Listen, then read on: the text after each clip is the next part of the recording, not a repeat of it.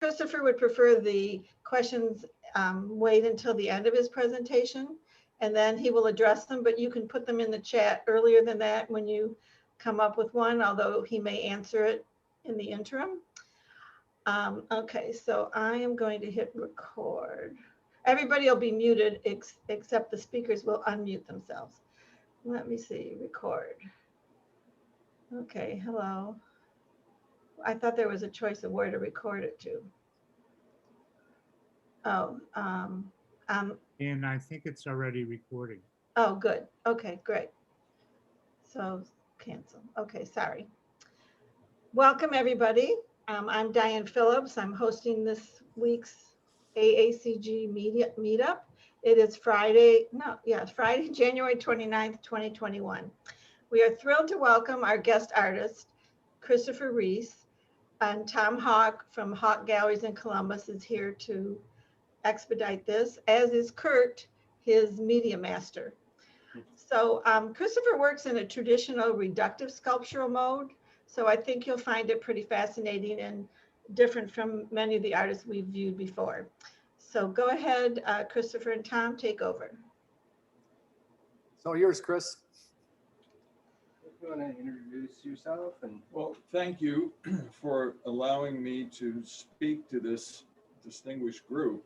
I consider it a real honor, and I have nothing prepared really to talk about except for some slides, and we'll just see how that goes. Kurt is going to put a couple of slides up right now, and the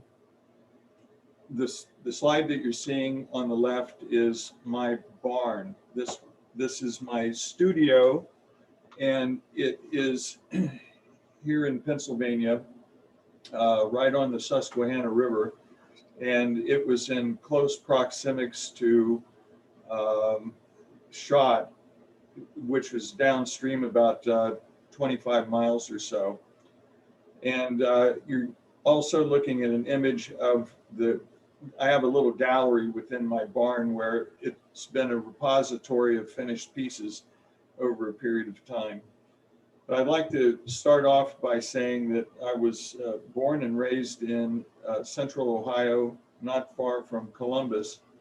And when I went to high school, I went to a very progressive high school. It was first built, I was in the first graduating class from West Lynn, and they had actually two art rooms where they had two-dimensional work and three-dimensional work. And there was a degreed ceramist there. He was one of the art teachers. His name was Wesley Blizzard. And he took a shine to me, and I learned how to do pottery, ceramics. I fell in love with it. I loved to paint, draw, do whatever in art, any way to express myself in the field of art. But that was all good because I was able to spend hours a day after school at that high school learning this craft of pottery. So I eventually, after graduation from high school, I went to the Ohio State University, which is the slide you're seeing now. And you'll see a yellow arrow, and that yellow arrow pinpoints exactly where there was what they called the kiln shed, which was a facility that stored extra bricks, refractories, that sort of thing for the ceramic art department. Very, very brief history of the ceramic art department at the Ohio State University. It's perhaps the finest in the country, definitely. They had a big staff. I think they had 5 full-time professors and faculty there when I entered school. And when I took my first course in ceramics, and the professor just said, look, you know, your skill level is so high that you don't even have to do the first year of training in pottery. He gave me some books said, come back in a couple of weeks. I want to give you another test. I came back and I aced that test, and I literally skipped 2 full years of ceramics courses at The Ohio State University. So I started in basically as a freshman at a junior level of understanding.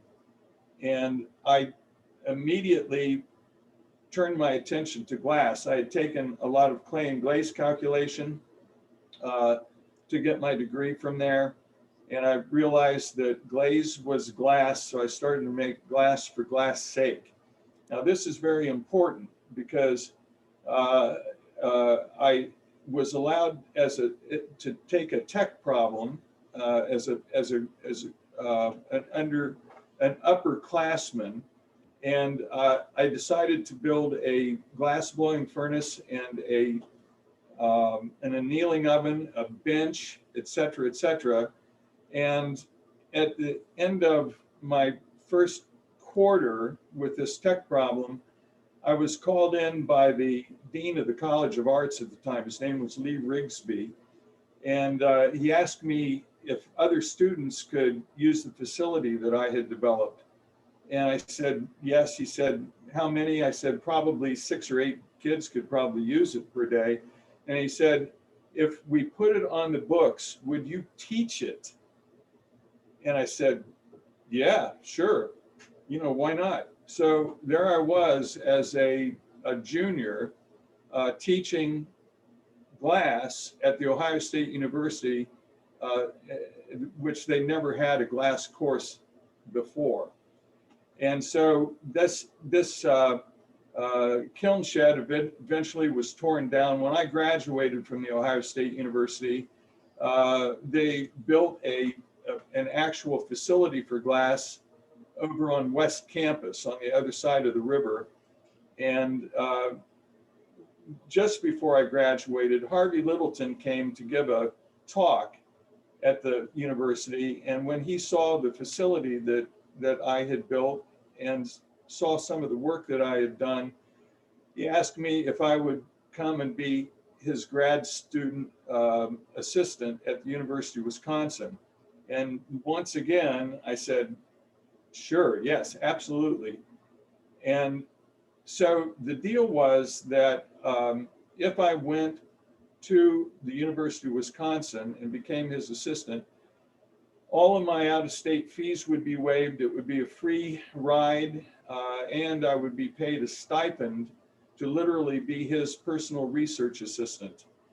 And I learned so much from Harvey. I'm so indebted to him as a professor and a person, because he taught me to be a professional artist. And he was a philosopher as much as he was an artist. Interestingly, Harvey's background, Harvey's father's name was Jesse Littleton. And Jesse Littleton was the head of research for Corning for a number of years before he became vice president of Corning Glassworks.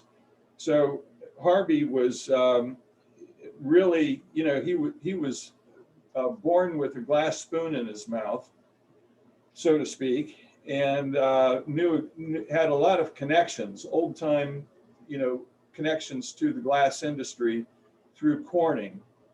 So, so the story goes that I carved some pieces of glass that I got from a student who became an engineer for the Steuben Glass Works eventually.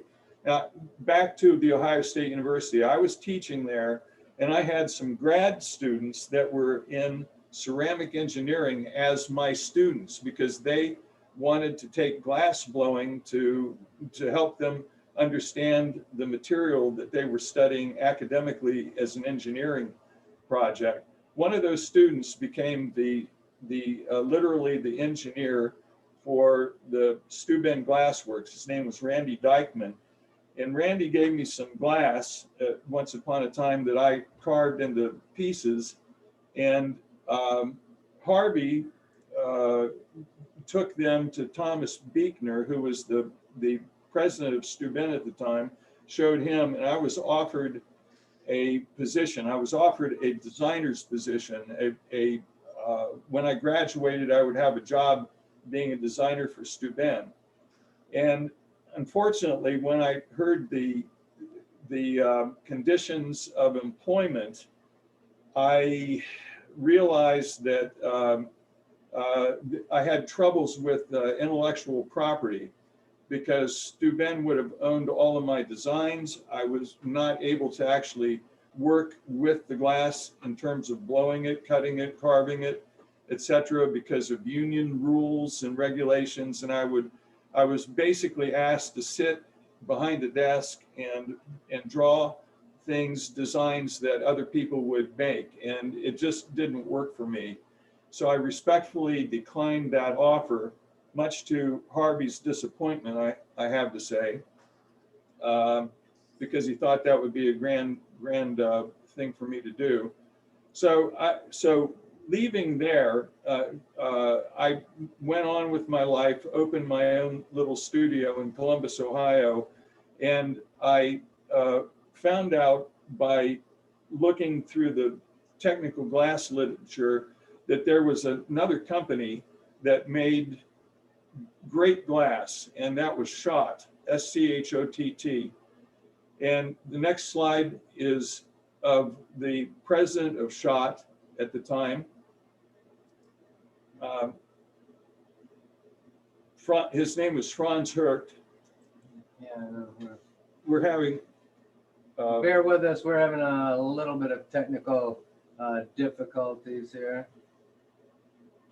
Well, I'll go on with my talk. Franz Hergt was the president of Schott. We'll have a photo of him up soon. And I I called them. I knew a little bit about engineering at the time because I had also taken some glass engineering at Watts Hall at the Ohio State University. And I found out that they made a super superior product at Schott, and I traveled 500 miles to the company. And when I was taking a tour of the company, I went out behind the factory and I saw this huge pile of big castings of unbelievably great glass. And it was like the Big Rock Candy Mountain. My heart was just pounding, you know, to see this. And I tried to figure out a way that I could glom onto that supply of glass. And the way I did it was taking bits of it home and grinding it, polishing it, and then coming back to Schott to buy some more of their cullet. And eventually I gave a couple of pieces to this man, Franz Hergt, the founding president of the company there in the facility in Pennsylvania, in Duryea. And Franz said, Christopher, how would you like to celebrate, put some of your work on display at the 100-year anniversary of Schott in Los L'Enfants Plaza in Washington, D.C.? And I said, sure, you know, I'll do that. That very evening, when I had some of my work up on display, Dr. Hergt came to me and he said, yeah, Christopher, how would you like to become artist in residence? And I said, yeah. You know, and that was how the deal was struck, just with a handshake and a smile. And I became artist in residence at Schott. Now, that meant a unlimited supply of the world's finest optical crystal. And we together started to produce these fabulous pieces. And their production facility was second to none. Next slide is of a downpipe. This is a downpipe. This is something that most people have never seen in their lives. What you're looking at in the center there with hot glass flowing out of it is a pure platinum pipe that goes up through the floor up onto the mezzanine of the plant, in which there is a furnace, a continuous pour furnace that creates this optical glass. And when you take a mold, a pre-manufactured mold, which is just a containment, a unit to contain the glass, you set that mold on a scissors jack, a table that literally can lift up very slowly or come down very slowly, and the glass itself pours into that mold, and a mold is made. Once the mold is made, the blank, which is called a boule, goes into an annealing oven. And this photograph is of an annealing oven where the glass blank has been taken for slow cooling. Most of you are familiar with annealing. A big blank of glass like you're looking at now will take up to 4 months to bring down to room temperature. And these are incredibly technically proficient pieces of glass. Schott had a glass that was called LF5, which stands for light flint number 5. And the light transmission in this glass was 99.8%. In other words, 99.8% of light in the visual range actually goes through this glass and is not absorbed. Window glass only transmits about 70% of the light that hits it on one side and goes out the other side. But this was incredibly homogeneous, had an index of refraction of 158, which means that it really bends the light internally, so that I used internal reflection throughout my work, as you'll see, finished pieces, to create beautiful compositions. You know, I used to call them self-decorating forms, because that's actually what they are. So here's a little shot. I think Tom Hawk took this photograph many years ago of a little bus tour, people that came to Schott, and this was just a grinding room, and it was typical of what I would do when people would visit. We didn't often have visitors, but when we did, anything that was on the block, anything that I was working on that day, I would show them what was going on with it. But I have to tell you that those tours were sort of frustrating for me, because in a single day, you could never see what goes into a piece of glass like I made. Now, you know, being in contrast, if you go to a glassblower studio, you will see a person typically blow an object within an hour or two, and then put it in an annealing oven, and then the next day, voila, it's done. I know that that's a very simplistic view, because there's a lot of other techniques where you might blow something one day and then add to it the next, and you know, so on and so forth, maybe do some engraving later. But these pieces, each and every one of these pieces, were carved out of big solid blocks of crystal, and hand ground and hand polished into these forms.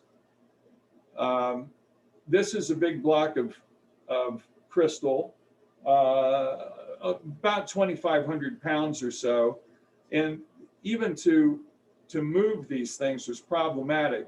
This is a scissors device, and it has to be held on a crane. Even the scissors itself probably weighed up to a ton, and you can see on that one slide it says 2-ton capacity. So it could take about 4,400 pounds, something like that. And here's a block that's being moved from one place to another, and I'm laying out a cut on top of the block. Here is a block being cut.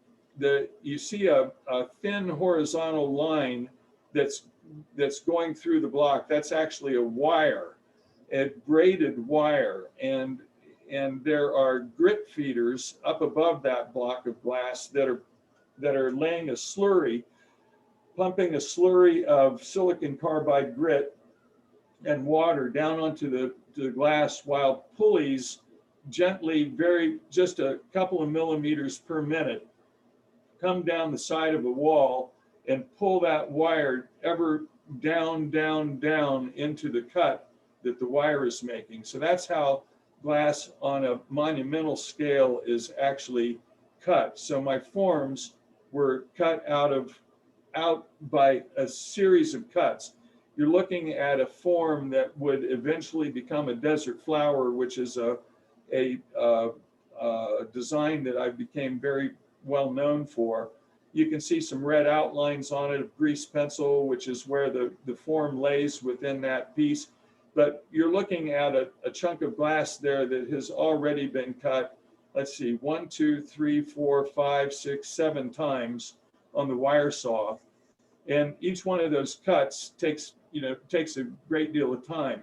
Here is another view. That's that same piece of glass after it had been Blanchard ground on a couple of sides to take it down to a much smaller dimension.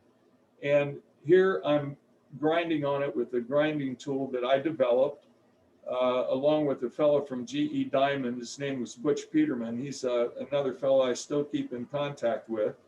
And this tool was a Ingersoll Rand air tool, 3 horsepower, with a diamond disc on it, which I designed, and I could carve pieces of glass very, very rapidly by, all things relative, rapidly. I could put my entire body weight on that machine. It was like holding a lawnmower in my hands, and that's how much force I could exert on it and carve fairly detailed things. You're looking at a form which is called spring, and I'm just kind of doing what I can do with that air tool, which is still a pretty crude tool. After air tooling like this, things had to be hand ground, literally with other blocks of glass and diamond pads and steel and such. Now, in order to get a form like you just saw down to a finished piece, you had to throw it in on a table in a ring of steel, put fill glass, this little stepping stones around that are fill, and you'd pour that ring of steel up with plaster, and then once the plaster was solidified, you would put it in another ring and start to grind the top of it. It would take 4 series of grinds and then polishing, 2 more steps of polishing to get one finished surface on a piece like that. I'm telling you that the minutes turn to hours, the hours turn to days, the days turn to weeks, the weeks turn to months. And in the case of another piece that I'm going to feature later in this presentation, Sunflower took an entire year, from start to finish to make. So very, very different. The wherewithal that went into these pieces is on a scale that's not comparable in any way to doing hot glass blown work, let's say. So here's another piece. This is a moonstone that's being carved. I'm carving the top of it away to get it down into an egg shape. This is polishing on that. After several weeks of hand grinding that form, then it was polished with side buffers. And here is a photo of me engraving the moon in the bottom of it. That was a hemispherical depression, the size of a half a tennis ball, and it was polished completely. And then I went in and carved the mountains and the mares of the moon, which got reflected up through the top of the piece once it was sitting on its base. Here's a little photo of me doing some polishing in a little cavity on a piece of my work. It's a small form called tear jar, and I'm polishing the tear in it. Here's a photograph of me and my engraving tools. Just like your Max Airlocker and I are friends. I've known Max for a lot of years, and Max is a master engraver, of course, in the traditional style, and I was a master engraver in a very contemporary style. As you can see, some of my tools that I have made. This piece is called, it's one of a series that that were called Wild Orchid. And you're looking at it straight on. This is kind of an important thing. When you look at my work, it works because of internal reflection. The compositions on the interior of it change like crazy. We had a hard time making videos to show how much these pieces changed from different angles. But here's a slightly different angle, the same piece, slightly different angle. The camera just came up a bit, and here is a slightly different angle again from up above. And look at how the interior of that just blossoms into other forms unseen at a certain angle. Here, here's a piece. This is a spring form, and spring is, has butterflies and tulips and all kinds of things in it. I can only show you, a couple of photos of this, where you kind of see, now you kind of see a tulip form on the inside of it. And when you start to look at the intricacies of the reflections on the inside, it's all this. That's not painted. That's not that was not engraved. Those are reflections of light because of literally the exterior form and how it was carved and manipulated to create the internal compositions inside. Here's a piece. This is a piece called Life. It's an egg form. And in the bottom of Life was carved the earth. And again, the earth was created by polishing it completely, engraving areas of clouds and that sort of thing, to make it look like the earth. And here is, you're going to see a video now of Life, and the video is indicative of the optics on these pieces of glass.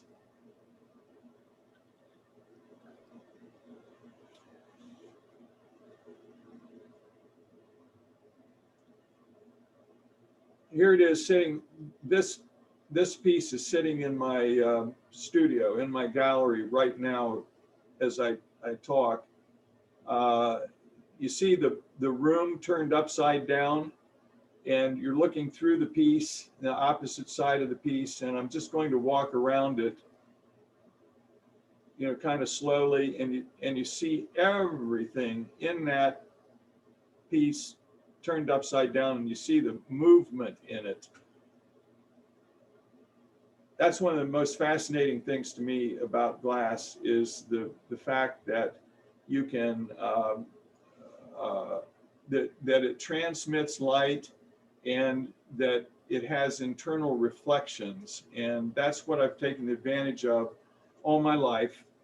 That's what really turns me on about glass in general. And this particular optical glass, to me, has the most latitude for self-expression. So you're going to see another couple of photographs soon.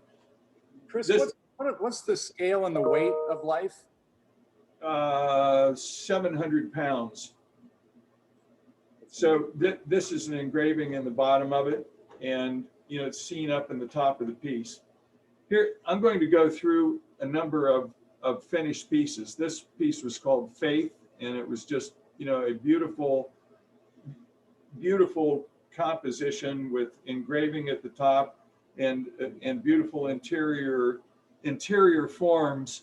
Again, when you're looking at a photograph like this, all of the gray areas, the composition inside changes completely from one angle to another as you look at it, and it's all created by the cut of the exterior form, period.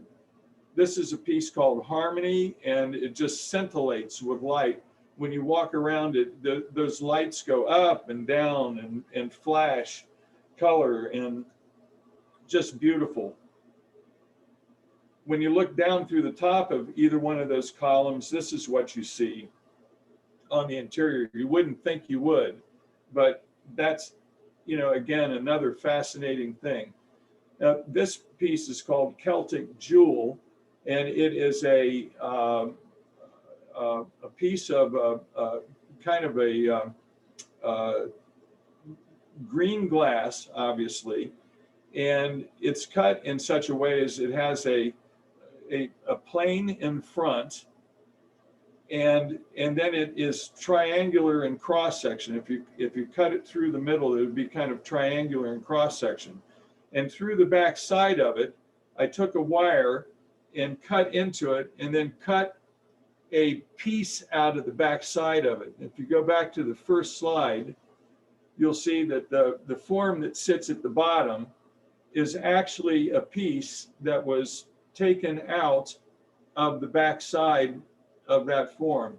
It's beautiful. I mean, it's very difficult to do these things. I mean, technically very difficult. The piece was also acid etched to get that mysterious sort of diffused, you know, sort of look to it. You know, really beautiful stuff. This is a desert flower form from one side, and when you look into it at certain angles, there's a couple of photographs. This is how the decoration inside of it just absolutely reflects like crazy on the interior of the piece. Next slide is a piece called Blue Cross. It also has internal cutouts that were cut out with a wire and pieces pulled out of like a Chinese puzzle, like a, you know, that you could slide back into place if you wanted to. But this piece, when you look at the difference in these two slides, it's the same piece taken from a slightly different angle. Go back one on that. The difference in the color that you're seeing here is all about the angle of incidence. That's actually an engineering term, a technical term. And the angle of incidence refers to the light that is striking the piece and the angle that it's striking it relative to your eye. So some of the light actually gets transmitted through it from the background to you, where you see the really light areas of color. That's because you have a thin path length. The glass is thin and light is coming back to you, to your eye through the back side of it. And where you see light, where you see the really dark areas, it's because light is being either absorbed or reflected away. And it creates that composition. That piece of glass was a solid piece. It's not a bunch of different little pieces glued together that are different color. That is just made from a single piece of glass, period. And I love that, you know, love that quality, how that can actually happen. Here's another one of those pieces. This is called Mountain Flower. Mountain Flower, it is seen directly straight on with nothing behind it. And as as you rise up and you start to look at the piece from an elevated angle, this is what happens on the interior of it. And from an even higher elevated angle, just cascading beautiful internal reflections. And again, all from the internal reflection and the angle at which it's viewed. They're just, these pieces are live through light. Here's a piece called Guardian. Very, again, very unassuming when you look at it through the face of it. But if you turn the piece upside down and you look through the bottom of it, this is what you see.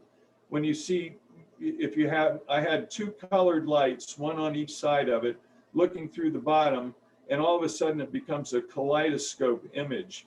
Just fantastically beautiful what you see through the piece from the other end. This piece was absolutely stellar. Again, you just can't see it as it evolves, but it was called Blue Horizon. Some of these pieces are long gone in pieces in people's collections. This went to someone in Amsterdam and is absolutely gorgeous, the way the light went from very, very light to very deep colors. This is a Bouquet of Light piece. Again, if you saw this piece from some angles, you would think, wow, that's a different piece. We're not looking at the same piece. All of that composition inside, again, is self-decorating. There's nothing glued together, nothing stuck fast, no internal engraving, anything like that. It's just the cut of the exterior form, and I left some areas of it ground and opaque, which gets reflected through the clear optical surfaces that I left. Another piece, this is actually one half of it, as this is actually engraved. One half of the image is engraved only, and it's reflected on the other side of the piece to create the whole piece. This piece is about, I would say 30 inches, 32 inches from end to end, probably weighs about 90 to 100 pounds in that area. Now this is again a horse of a different color. This piece is a piece that weighed 2,200 pounds. I think the photograph is from the airport, John Glenn Airport in Columbus, Ohio. And the way it distorts the room around it is dizzying when you walk around a piece like this. All right, so I'm going to launch into the manufacture of sunflower. And sunflower is a unique form that I envisioned lying in bed one night, literally, thinking about optics. And as you can see, there is when this is turned right side up, and the interior of this bowl shape is being polished by hand. Again, back to the minutes turn into hours, hours turn into days, days turn into weeks, weeks turn into months, blah, blah, blah. This is part of the process. Now, I'm engraving a seed cone pattern, which becomes one of the dominant elements in the rendering of the sunflower that's actually carved and painted and gilded in the piece. This is extremely tedious work. I laid out different strips of material. I created a French curve like a spiral and started with an end point, two ending points, and overlapped that pattern. So it went one direction and the next, and I outlined, and then between the lines that I laid on the surface, I started to engrave pox like seeds in it. Now you're watching engraving happening on the petals of the sunflower, and now you're seeing the sunflower form itself being developed, and I'm lying under the piece. I had to create a table on wheels and a mechanics dolly, like maybe when you were a kid, you used to see mechanics slide under a car or a truck when they were working on it. I would have to get down on this dolly, slide myself underneath this table, which had a big hole cut in the top of the table, and sunflower is upside down, sitting on there, so I could look up at it, and this is what I would see. I would see the engraving the way that it was going to be viewed when the piece was actually turned over and finished someday. And here I am laying in color. I think I've got a couple of photographs of just kind of laying under color in. This is oil paint that's being daubed into certain areas with different washes, and you can see the painting being developed up in the seed cone part of it, and you see the color, pastel color washes that are on the petals of the piece, and now you're actually seeing 24 karat gold being gilded onto the painted surfaces. After the gilding was completely done, then it was varnished like a fine oil painting, and finished in that manner. Again, a few shots, and here is kind of a finished piece, a masterwork of optical crystal. When you look through the top of this piece, you see an actual reduction, because it's a concave lens. You see a reduction of the decoration through that view. But when you look through the side rim of the piece, you see a magnification of that.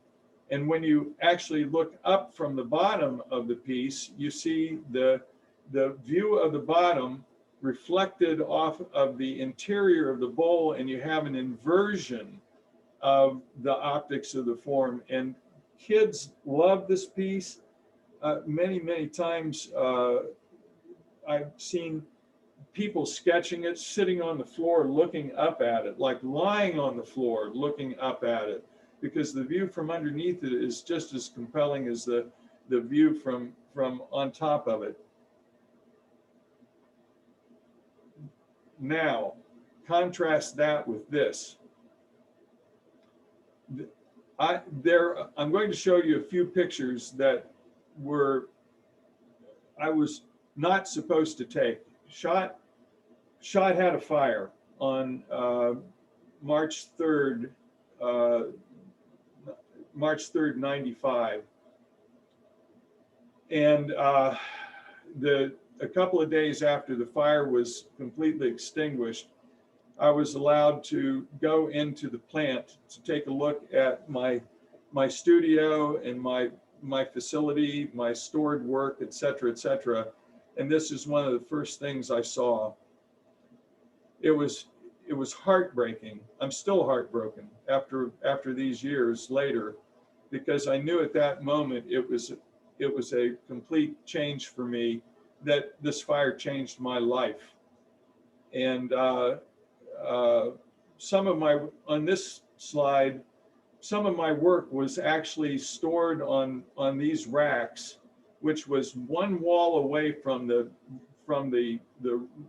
horrific part of the fire, and what I was left with, anything that survived the fire that were in crates like this might have been packed in foam inside the crates, and they were somewhat insulated, and even though these crates were charred, a lot of the finished work that was stored there actually was okay. Thank God, and I mean that. But so here, this is a photo of what happened to my studio as it was literally being taken to the landfill. Now, just focus on this photograph because it's very meaningful for me. Again, a couple of days later, I went into the factory. I was allowed to go in there. There were police, banners around. You weren't allowed to be on the grounds at all after that. When I was finally able to go into my bunker, so I had an office that was literally 2 cement block walls away from the main part of the devastation of the fire. So my office bunker, where I did fine engraving, and I had my desk and files and such, was a temporary place sometimes that I put pieces that were finished to kind of, put them in there on display. And Sunflower was in my office during that fire. And so the day I was allowed to walk in there, I put on a headlamp, like a miner's headlamp, or, because there's no electricity, all of that was completely burned out. I opened the door and this is what I saw. I saw Sunflower sitting on its stand covered with soot, and the stand sitting in water on the floor left from the firemen. But my heart just started to beat again, because it was in one piece and it was not damaged. It could have been damaged by heat, by water dripping on it, by firemen, dragging hoses through there, or whatever. A few days later, we had some electricity and some pole lamps. We went in, we cleaned the piece up before we rescued it with a tripod and put it in a crate to remove it from the facility. Okay, fast forward now another couple of years, and Sunflower was put on display at the Columbus Museum of Art. Tom Hawk, by the way, I've got to say something about Tom Hawk. He is a tremendously honest, compassionate gallerist. I got to say, he has fought for my work. He's believed in me for a lot of years. We've known each other for a very long time, and he was able to get the Columbus Museum of Art to put this piece on display in the museum. So you're looking at 2 photographs there. One, we'll go back one photograph again. One photograph is a Sunflower being placed in the museum out in the hall and then wheeled into a room, and the chief curator of the museum is inspecting it while I'm talking about it in the other photograph. And now I've given a number of talks, lectures at the Columbus Museum over a period of years, but fairly recently we're trying to fund the acquisition of Sunflower for the museum, because these pieces are really worth a lot of money, as you can tell. And so here is a group of very, very interested people, that are showing their interest by standing there paying homage to this piece.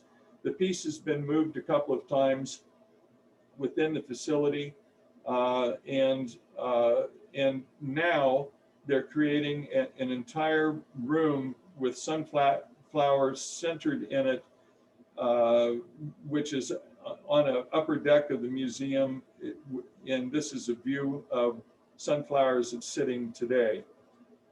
I cannot tell you about all the exhibitions that I've had, all the opportunities that I've had to show my work. I threw a bunch of magazines out on a table day before yesterday, and I just took a photograph of some of the things in my life. There's stuff from the Cincinnati Museum, the Bergstrom Mahler, just a lot of different things, articles, both from here, from Europe. I've had gallery representation in London, in in Amsterdam, in all over the country, and much has been kind of photographed and written about my work, but oddly enough, not a whole lot of my masterworks have made it into the art repositories, the major museums out there. Hopefully, some of these pieces will survive these private collections and eventually matriculate into museums, because so many of them are museum worthy, but right now they're being enjoyed by the living. At some point, I hope that some of these, again, find their way into museums. Now, this photograph to me is stunning, but it pulls at my heartstrings because that's my grandson. And this photograph was taken of sunflower in my studio. I have 12-foot high ceilings in my gallery, and I built a scaffold one day with planks that were up basically against the ceiling.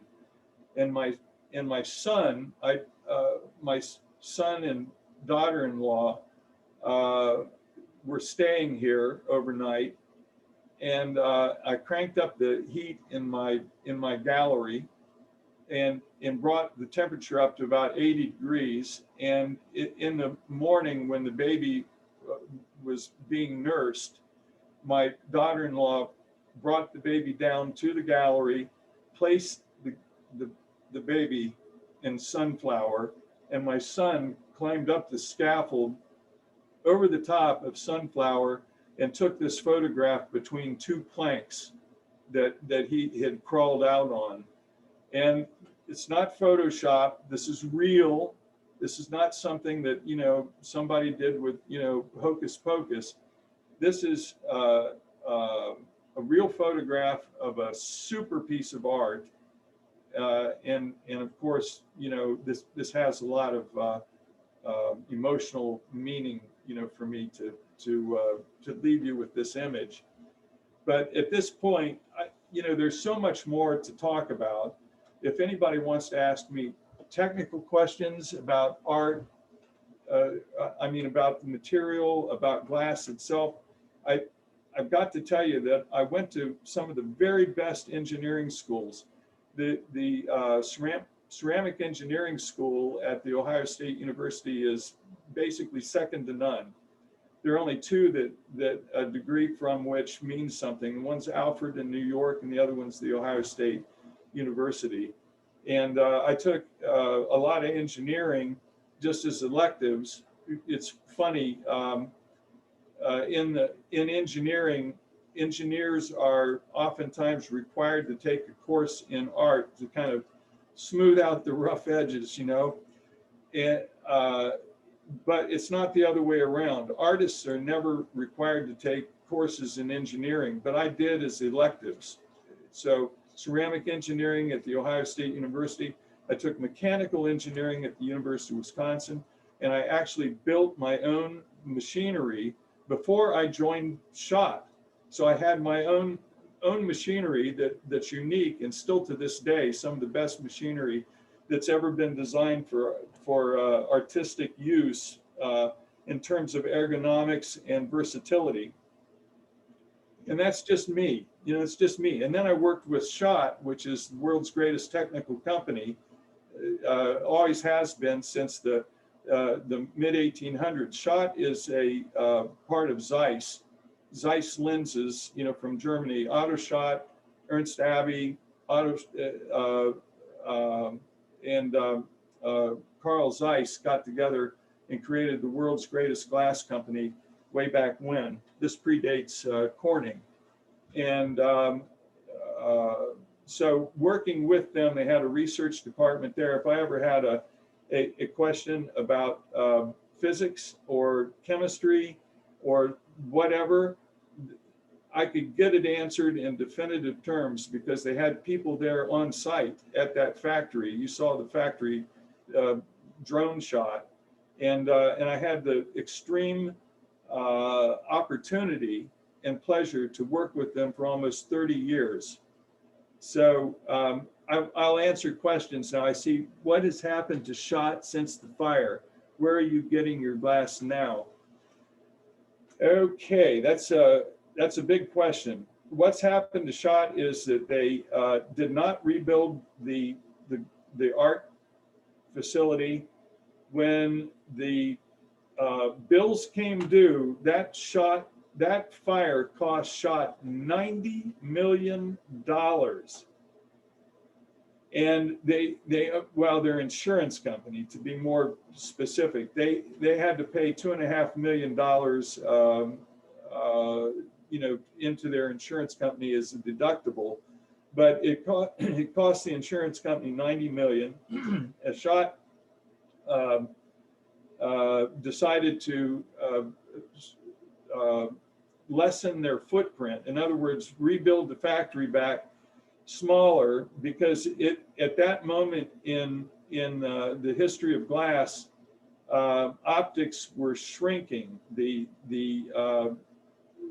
need for large optics was literally shrinking because of the electronics age.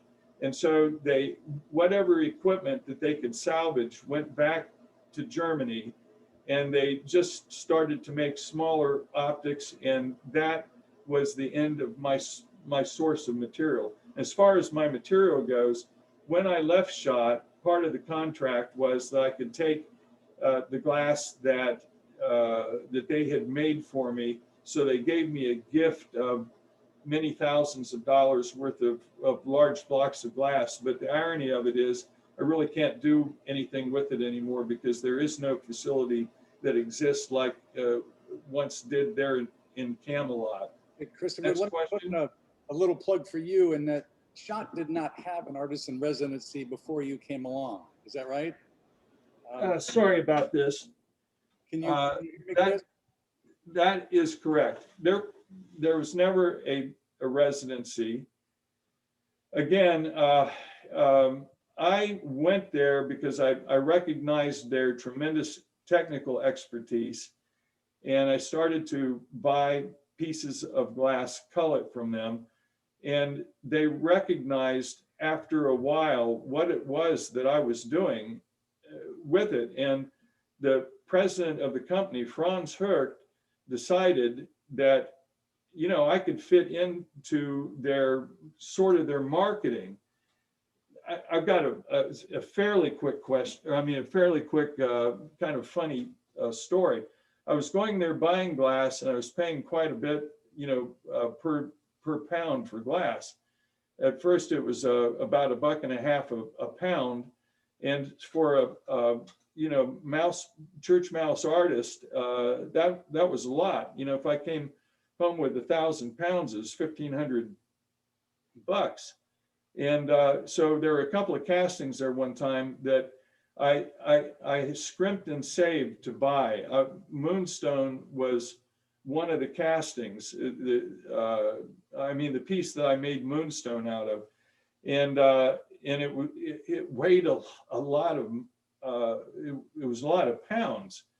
And I was going to have to pay about $3,000 for the casting alone, and there were actually 2 of them that I wanted. And so it took me forever, like it took me a year to come up with $6,000 to buy these castings that I wanted to turn into art.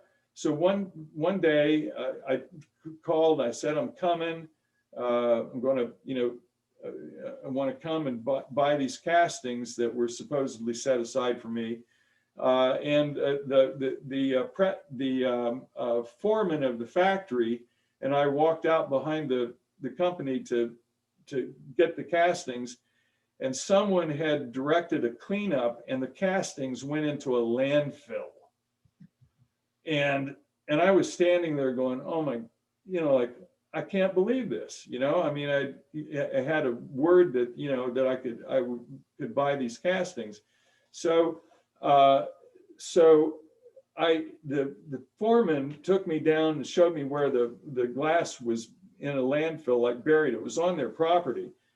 And he just, he was exasperated, and he said, you know what, I'm sorry, anything that you can take from here, you can have for free, because, you know, this is our mistake, and anything it's here, you can take.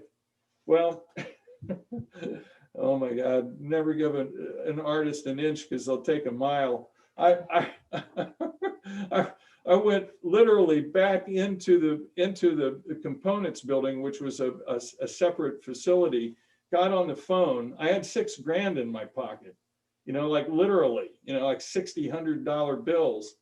And I got on the phone, and I called up a excavation company, and asked them if they could have a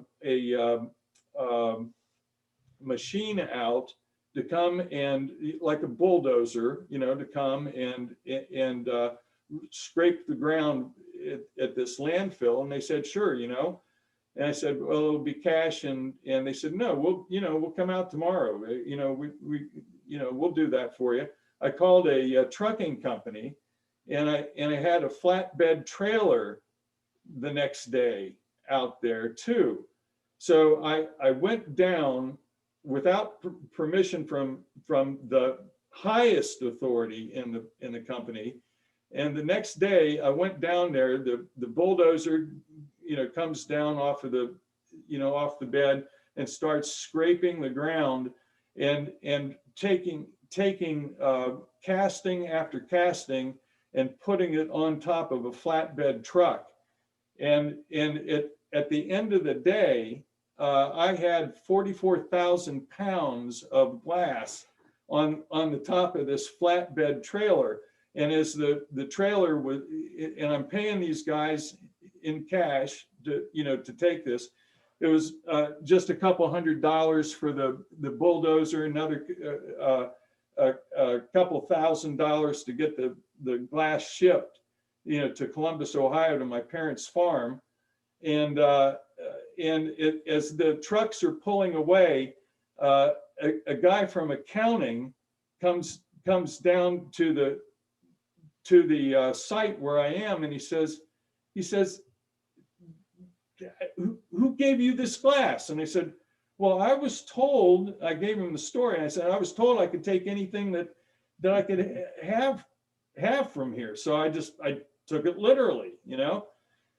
And the guy goes, oh my God. He says, you know, I've got to go up and talk to some people, because it really, that was ballsy. Excuse my language, but it really was. And I knew that. But anyway, the financial officer of the company came down, and he says, what's that glass worth to you? And I said, what's it worth to you?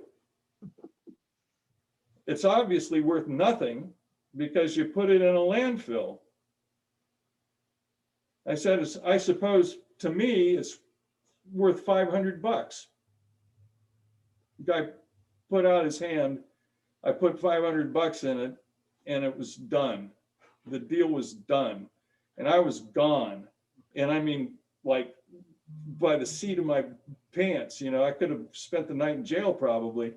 But anyway, I went back to Columbus, Ohio, and carved moonstone and some other great pieces out of that glass. But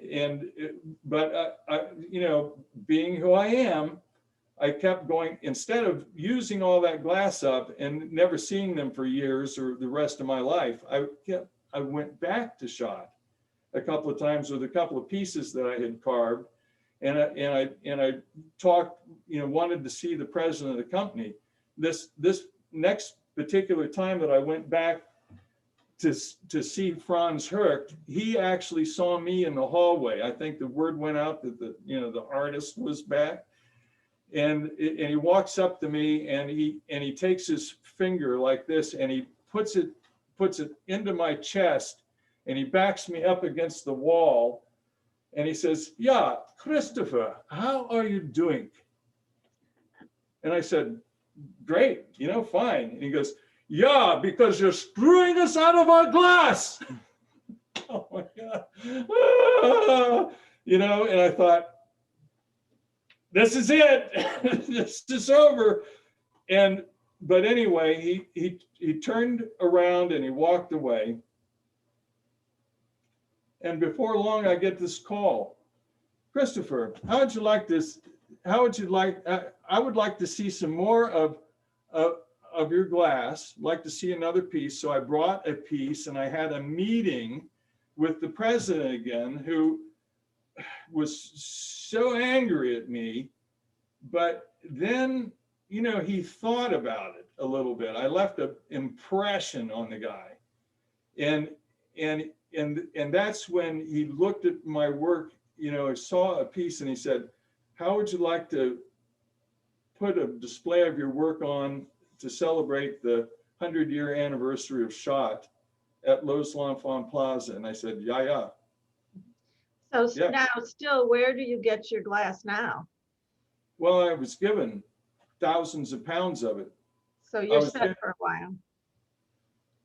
I'm set for the rest of my life because I can't really even cut it or carve it or do anything because there is no facility like the facility that I once had. And I mean that sincerely.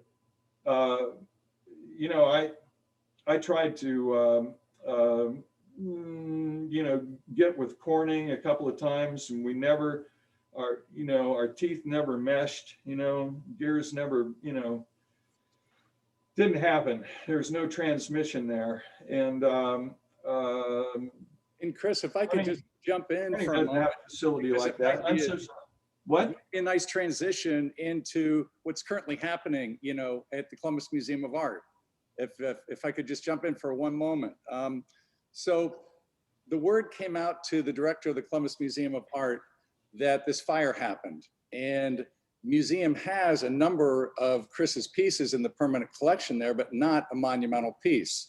So she got thinking that if we're going to get a big piece, we better get it quickly and we better talk to Chris and let's get it now. So she set up a meeting. Chris drove in.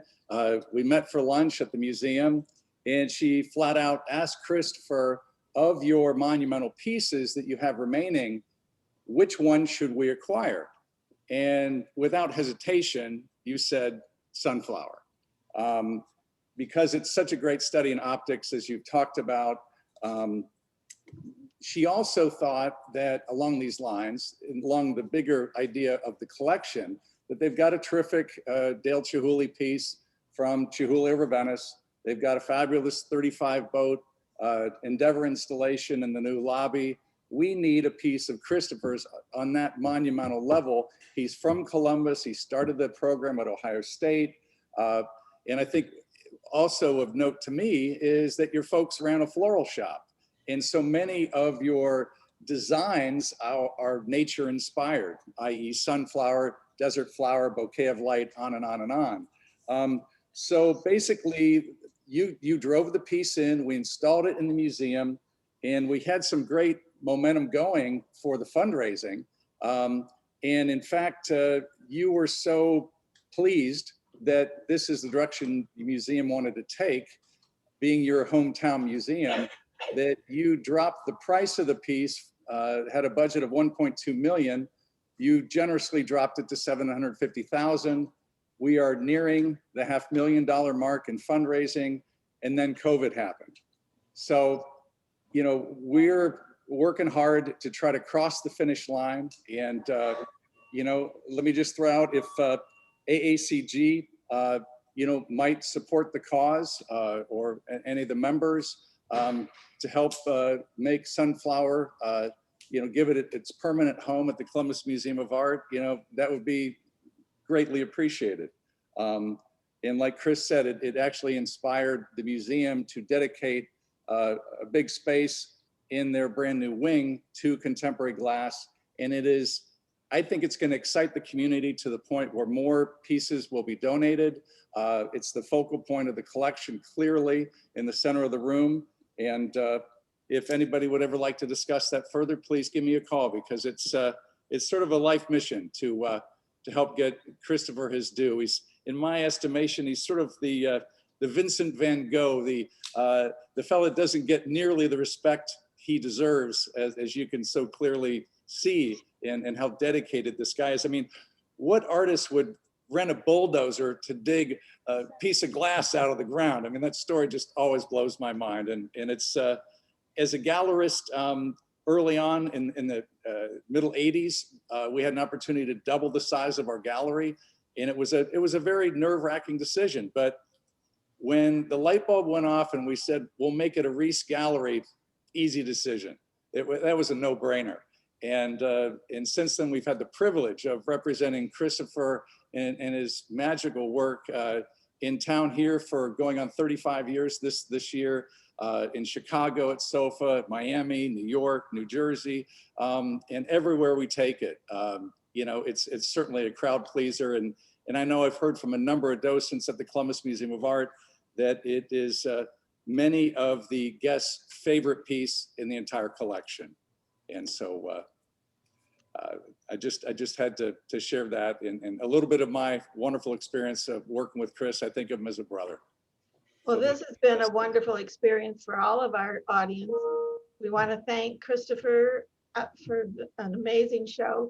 And he said that there was no hocus pocus when he had his beautiful grandson captured on film, but there's a lot of hocus pocus because you're a magician, the way you capture the optics in your pieces. They just, as you walk around the piece, it's magic. So we'd like to thank you all for sharing it today with us. And if you have anything you need to know, please direct it to Tom at Hawk Galleries. It was listed in the chat. So thank you again to everybody for showing up, and please be safe. Thank you so much. Thank you. Thanks, everybody. It's nice seeing you all. That was great. Thank you so much. Presentation, Chris. That was